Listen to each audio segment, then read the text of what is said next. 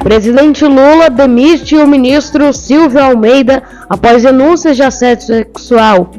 Papa Francisco defende o uso justo dos recursos naturais para o bem-estar de todos.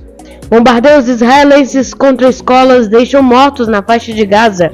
Venezuela revoga a permissão do Brasil para representar a Argentina. E o 7 de setembro, que reúne autoridades em Brasília e apoiadores de direita com o ex-presidente Bolsonaro em São Paulo. Manifestantes de esquerda protestam na França contra o novo primeiro-ministro. E a tripulação do avião da Voipaz relatou problema no sistema antigelo antes de acidente.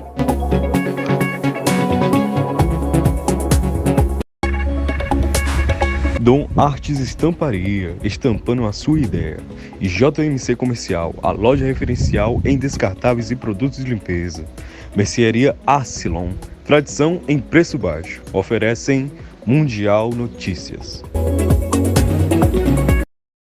A tripulação do avião da Voipaz, que caiu em 9 de agosto, relatou um problema no sistema antigelo em condições de bastante gelo, de acordo com o primeiro relatório oficial revelado nesta sexta-feira.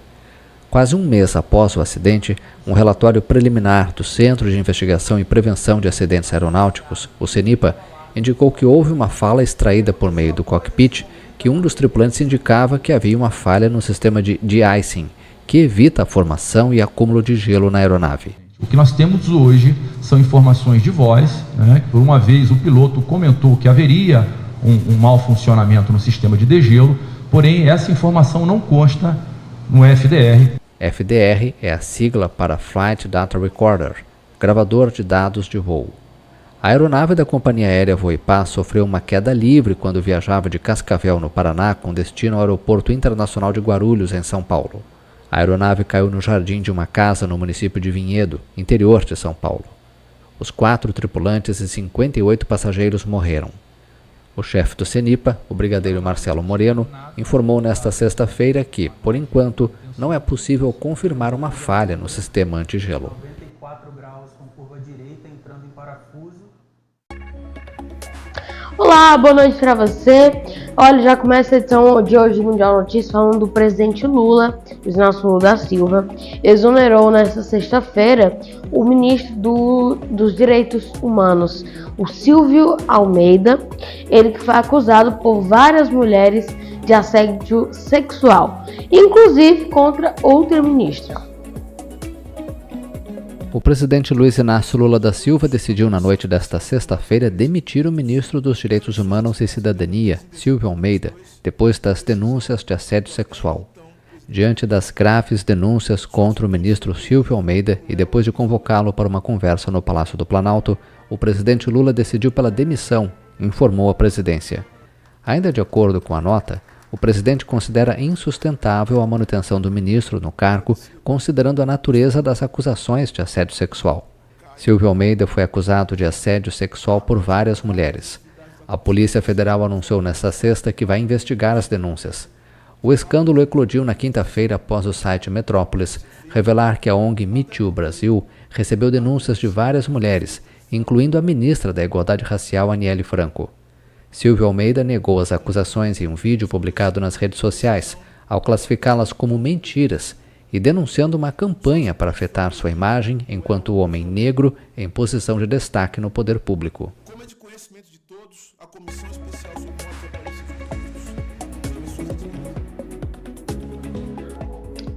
Em nota, o governo federal anunciou, abre aspas,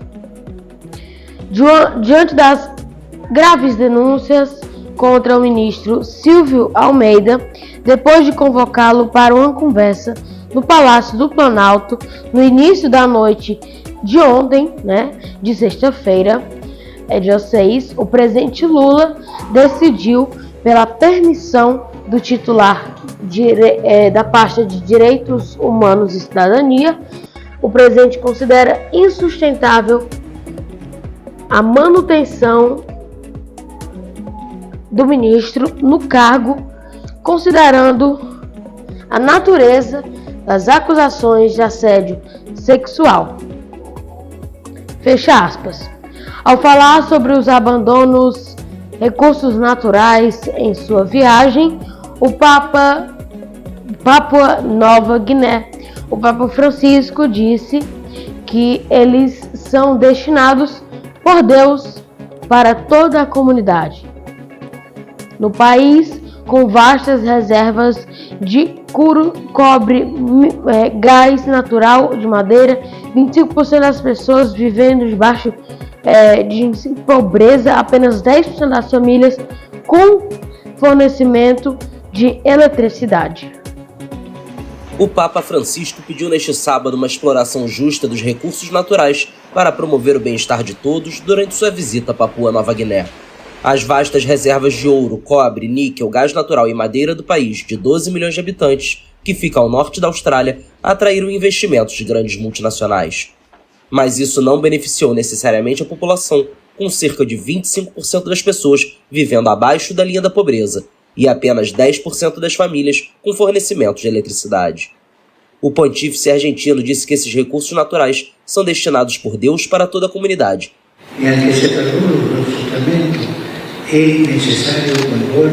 Embora especialistas estrangeiros e grandes empresas internacionais devem estar envolvidos no uso desses recursos, é justo que a distribuição de benefícios e o emprego de trabalhadores levem em conta as necessidades da população local, a fim de melhorar suas condições de vida.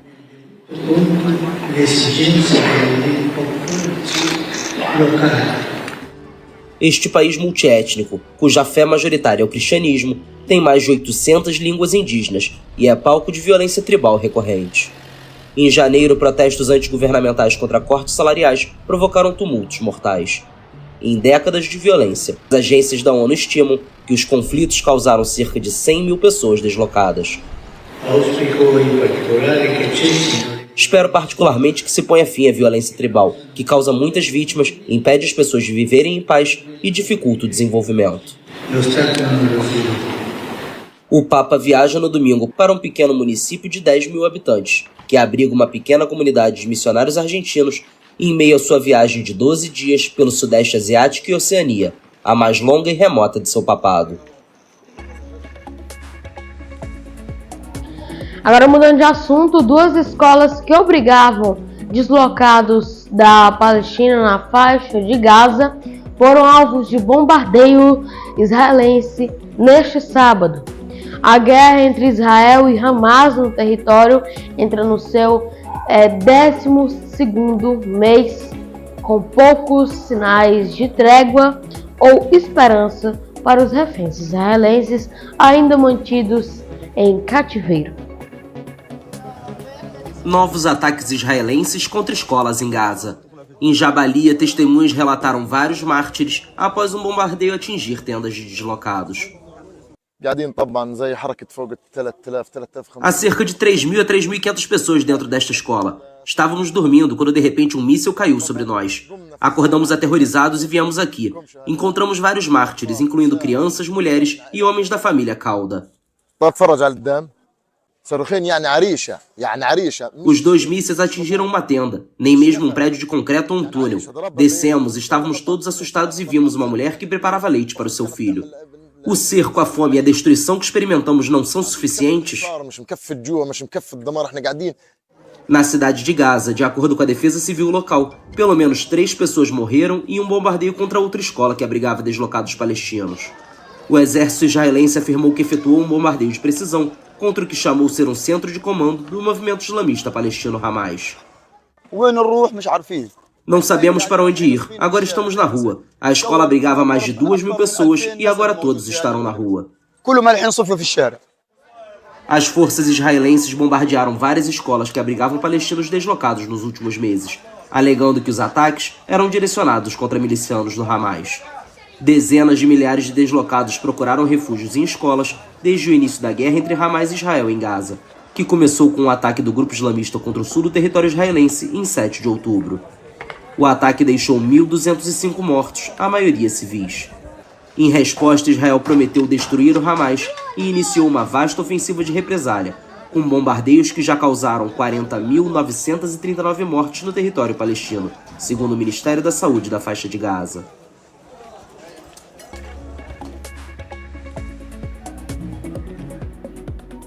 O O Brasil continuará representando a Argentina na Venezuela e, em particular, administram da sua embaixada, aonde desde março se refugiam 6 líderes opositores. Apesar da revogação da autorização anteriormente concedida por Caracas, mais cedo, Caracas revogou a permissão concedida ao governo do Brasil para representar a missão diplomática da Argentina. A Venezuela revogou neste sábado a aprovação concedida ao governo brasileiro para representar os interesses da Argentina e de seus cidadãos em território venezuelano, bem como a custódia das instalações da missão diplomática, incluindo seus bens e arquivos. Na embaixada, 6 colaboradores da líder opositora Maria Corina Machado, acusados pelo governo venezuelano de planejar atividades terroristas, permanecem refugiados. A decisão de Caracas foi tomada depois que a oposição denunciou o cerco à representação argentina, após o rompimento das relações com Buenos Aires e vários países da região, que questionaram a reeleição do presidente Nicolás Maduro em meio a alegações de fraude. Em um comunicado, a chancelaria venezuelana afirmou que as instalações da embaixada argentina estão sendo usadas para o planejamento de atividades terroristas e tentativas de assassinato por fugitivos da justiça. Forças de segurança cercam a sede diplomática desde a noite de sexta-feira. O Ministério das Relações Exteriores da Argentina condenou a revogação do Brasil e disse que qualquer tentativa de interferir ou sequestrar os solicitantes de asilo que permanecem na residência oficial será duramente condenada pela comunidade internacional. O governo brasileiro, por sua vez, se disse surpreso com a decisão e anunciou que continuaria a defender os interesses da Argentina até que o governo argentino indique outro estado aceitável para o governo venezuelano para exercer as referidas funções.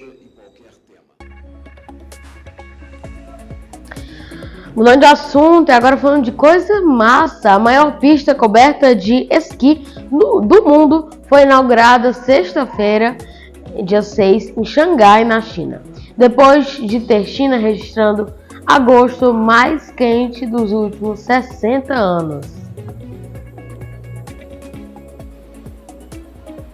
Não importa o calor do lado de fora, dentro desta instalação sempre vai reinar o frio. A China inaugurou nesta sexta-feira a maior pista coberta de esqui do mundo em Xangai. O El Snow Indoor Skiing Theme Resort tem o formato de uma geleira e quase 100 mil metros quadrados. Estou muito feliz porque não havia estações de esqui em Xangai antes e não havia como praticar no verão. Mas agora tenho a oportunidade de fazer o esporte em Xangai, se não puder ir para outras cidades para esquiar. Então estou muito feliz. O livro Guinness dos Recordes certificou que a pista coberta é a maior do mundo, superando a de Harbin, também na China. A inauguração ocorre no momento em que um país registrou o agosto mais quente dos últimos 60 anos, com uma temperatura média de 22,6 graus Celsius. O gigante asiático é o maior emissor mundial de gases de efeito estufa, que, segundo os cientistas, provocam a mudança climática. Nosso consumo de eletricidade ainda é relativamente alto, mas tomamos muitas medidas de economia de energia. Nosso telhado é um painel fotovoltaico de 37 mil metros quadrados, que pode gerar 3,44 milhões de graus de eletricidade por ano. Também calculamos que temos cerca de 2.000 toneladas de conservação de energia e redução de emissão de dióxido de carbono. O apoio do governo chinês e o crescente interesse da classe média pelos esportes de inverno impulsionaram a indústria do esqui no país, especialmente desde que Pequim sediou os Jogos Olímpicos de Inverno de 2022. Na China, a mudança climática pode ter mais efeito no norte por causa do aquecimento global. Há menos pessoas, menos esquiadores, praticando esportes de inverno lá. Algumas das pistas de neve simplesmente não estão operando bem, estão encolhendo, e em meio a essa situação, o resort de esqui indoor, inaugurado como o maior do mundo, é muito bom. O resort diz que para manter a temperatura abaixo de zero, 72 aparelhos de resfriamento e 33 máquinas de produção de neve trabalharam continuamente. E a beleza da estação de esqui coberta não é embalada somente pelo frio e pela superfície branquinha. No interior, um teleférico e um trenzinho transportam os visitantes para as 4 pistas de esqui do complexo e outros brinquedos. Um grande mergulho no inverno, independente da estação. Agora falar do 7 de setembro, Brasília e São Paulo reuniram públicos distintos ontem para celebrar o dia 7 de setembro, a independência, o dia da independência do nosso país, do nosso Brasil. Na capital paulista, apoiadores do ex-presidente Jair Messias Bolsonaro foram às ruas pela liberdade, após o bloqueio das redes sociais X, o antigo Twitter, do país. Enquanto na capital federal, Brasília, o presidente Lula reuniu autoridades para um tradicional desfile militar. O 7 de setembro, dia em que é comemorada a independência do Brasil, foi marcado por uma cerimônia que reuniu diversas autoridades dos três poderes em Brasília. O tradicional desfile militar foi acompanhado pelo presidente Luiz Inácio Lula da Silva, o vice-presidente Geraldo Alckmin, o presidente do Senado Rodrigo Pacheco, além de ministros de Estado. Representando o judiciário também estiveram presentes o presidente do Supremo Tribunal Federal Luiz Roberto Barroso e os magistrados Alexandre de Moraes, Gilmar Mendes, Dias Toffoli, Cristiano Zanin e Edson Fachin. Tanques e a cavalaria passaram em revista durante o desfile, que foi encerrado com a Esquadrilha da Fumaça. Em São Paulo, um ato convocado pelo ex-presidente Jair Bolsonaro atraiu apoiadores que protestaram em prol da liberdade, em meio ao bloqueio da rede social X no Brasil, acusada de desinformação. O alvo da manifestação foi o ministro do STF, Alexandre de Moraes, que no dia 30 de agosto ordenou o bloqueio no Brasil do antigo Twitter, propriedade de Elon Musk, um conhecido apoiador de Bolsonaro. O magistrado é visto como o maior inimigo dos bolsonaristas, especialmente após condenar o ex-presidente em 2023 a 8 anos de inelegibilidade por disseminar desinformação sobre o sistema de votação eletrônico.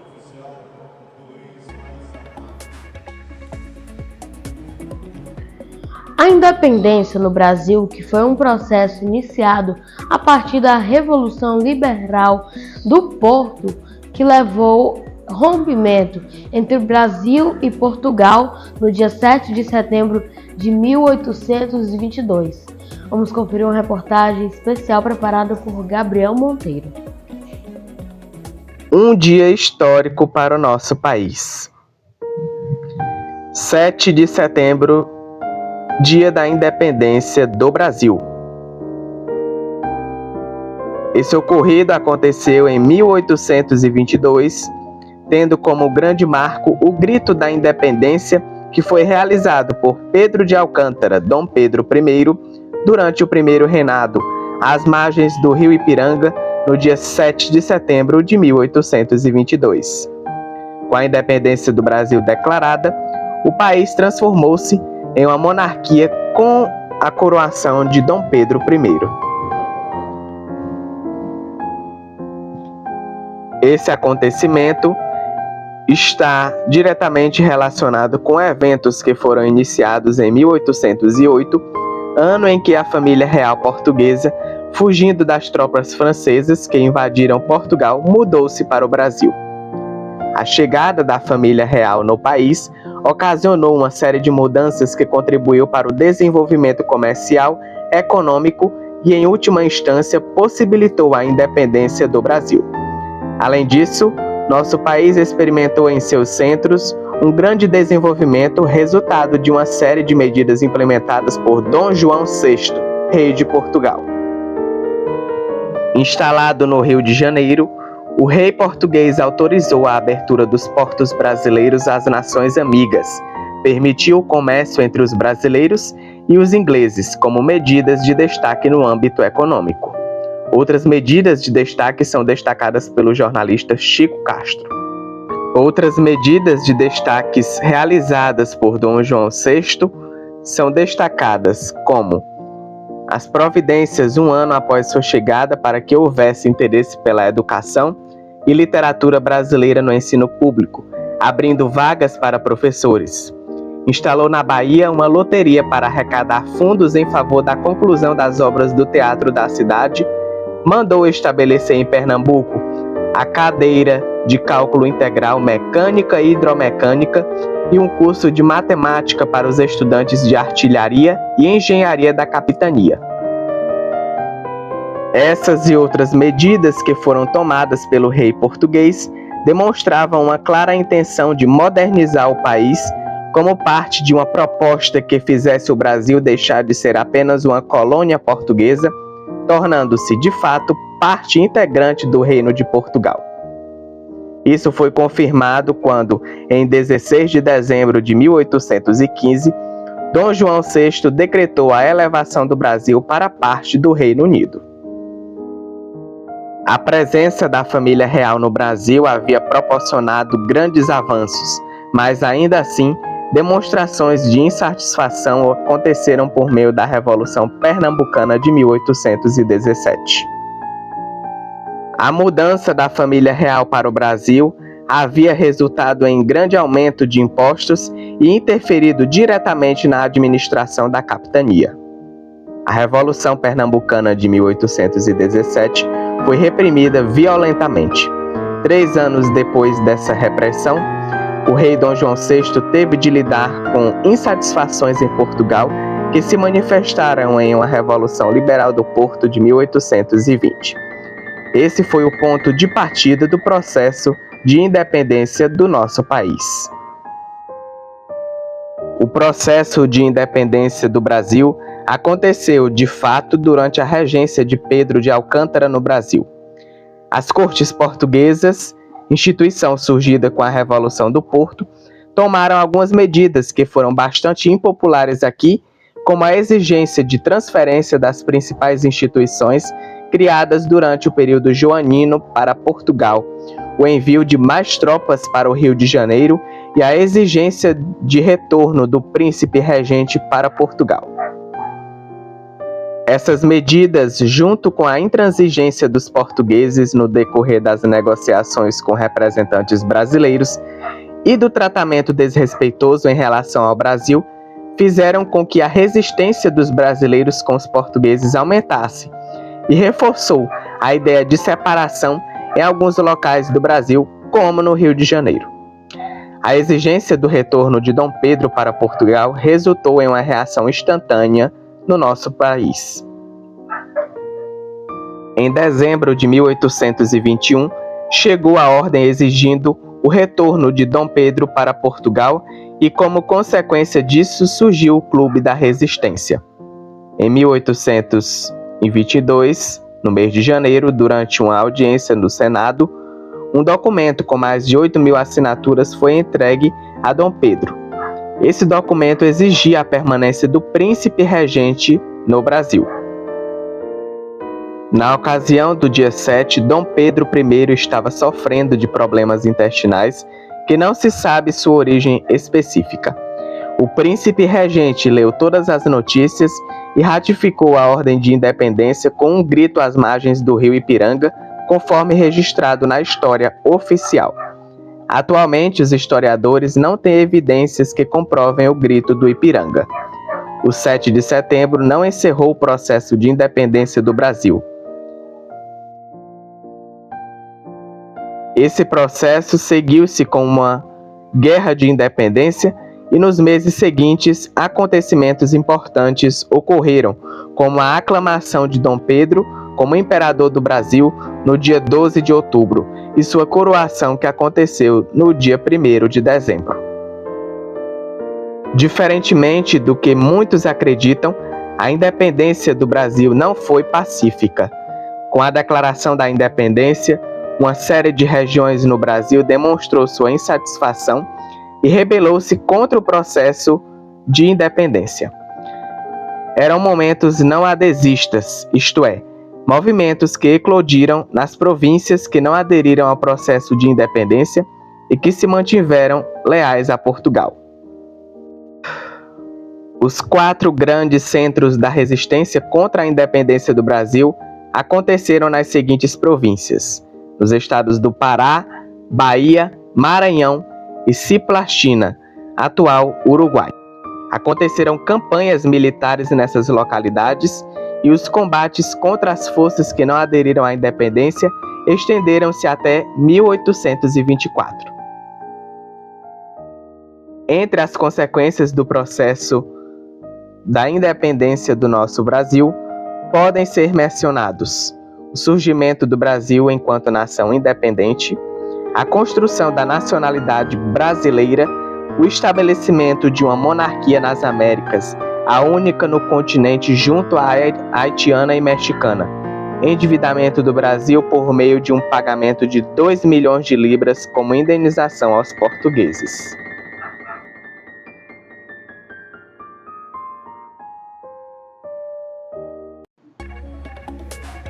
Que coisa maravilhosa, não? Olha, eu quero agradecer ao Gabriel Monteiro, por gravar essa reportagem mais do que especial, né? Sim, gente, o Gabriel, âncora do JM, que gravou essa reportagem muito especial, especialmente para o Mundial Notícias. E olha, eu vou ficando por aqui. Para rever a nossa edição, você já sabe, é só voltar aqui no nosso canal do YouTube e conferir todas as edições também no Jornal Mundial. Deixa eu dizer, não esquece de seguir a nossa página do Instagram TV Mundial OFC.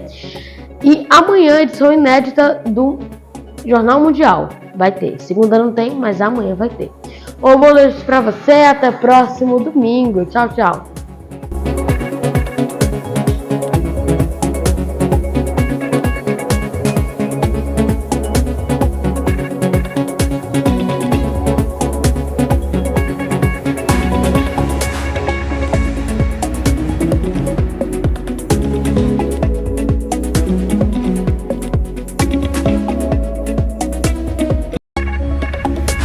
Mundial Notícias, oferecimento Dom Artes Estamparia, estampando a sua ideia.